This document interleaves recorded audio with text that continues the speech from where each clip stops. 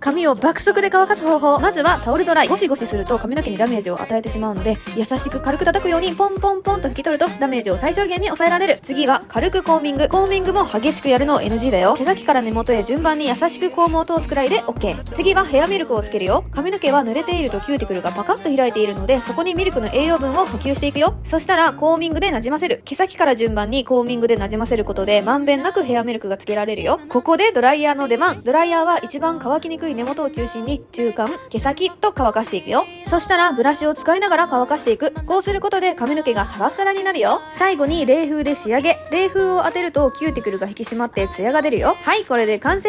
みんなも保存してやってみてね。